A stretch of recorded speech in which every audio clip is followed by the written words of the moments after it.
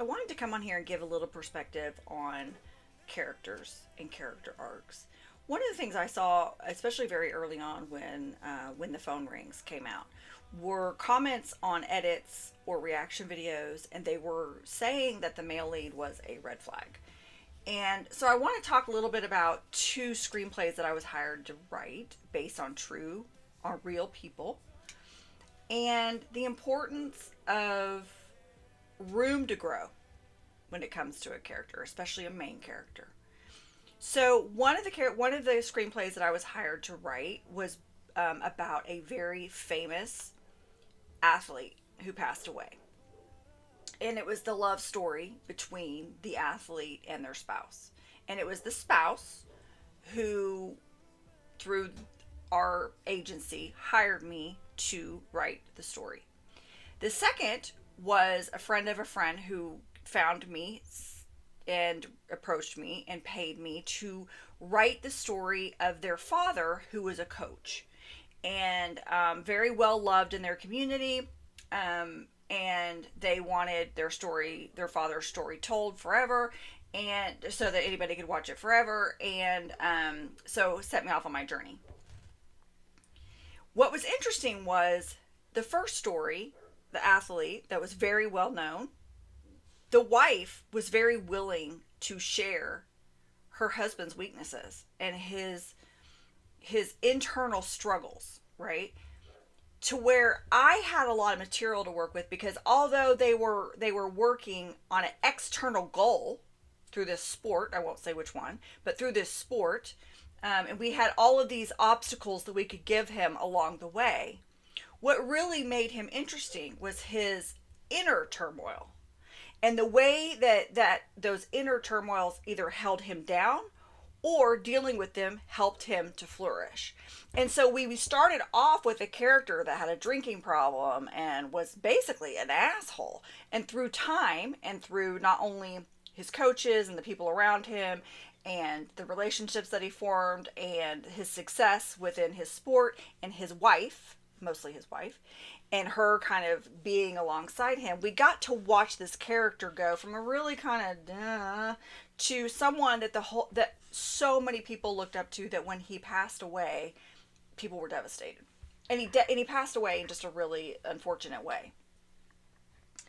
The other story that I worked on for the son who wanted the story told about his father was, he was a coach at a local college. He had a lot of impact on people's lives, which was all great, and I had material to work with.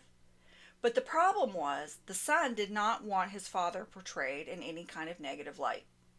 And so I would say, well, I mean, did he ever cuss? No. Did he have a vice? No. I had nothing to work on. I had this static character where in his son's eyes, he was just perfect. And perfect people are really boring, especially if you're trying to tell a story. And so while I could kind of work with, I guess, the characters that he was coaching and give them flaws, he was just a really boring character. And I couldn't get permission to even fictionalize him to the point that I gave him a little bit of stuff to work with. Now, the first screenplay, it went through several rounds and it almost got made, and then I don't ever know what happened, because once I handed over, I don't know that the full funding ever came through. And then I think the timeliness of the death and too much time had sort of passed. And so I think, a book was written about it and all that was great and everything, but I think the timing just never quite happened. For the other one, like, I literally just did what I was told to do. I created a story that I was proud of given what I could do. But I was like, this will never get made. I didn't tell him that. I didn't tell the man that hired me, but I was like, this will never get made. And he took it off to go talk to some producers, and I knew that it would never happen.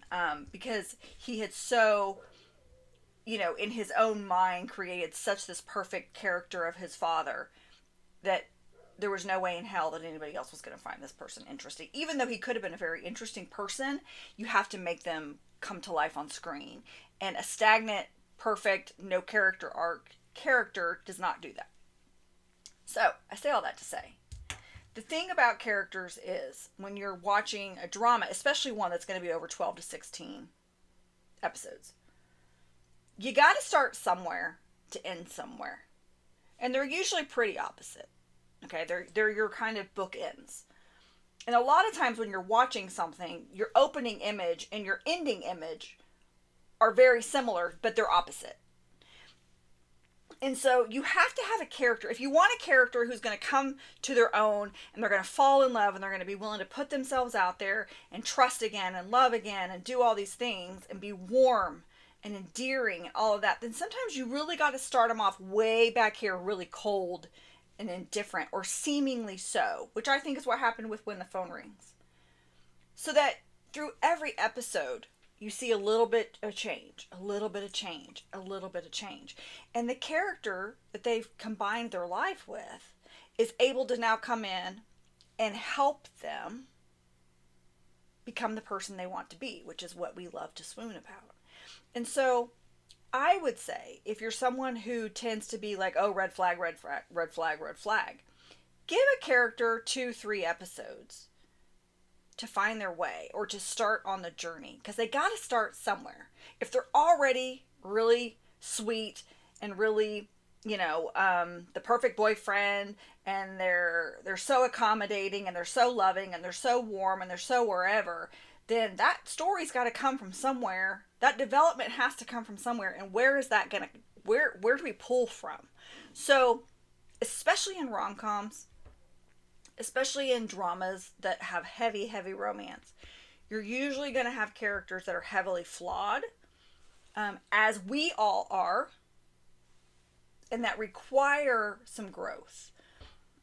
If you'll start your stories that you're watching with that framework in mind, I think you're going to enjoy them a lot more, and you're going to find a lot more to be interested in. And you're going to be a lot more, there's going to be a lot more reward at the end, because you're going to be able to see, oh, you started off here, and look, because of her, because of whatever, this is the growth that he had. And I think that's a lot more interesting. And red flags aren't always red flags. They can be flashing warning signs that get fixed. And I think those are the best kind of stories.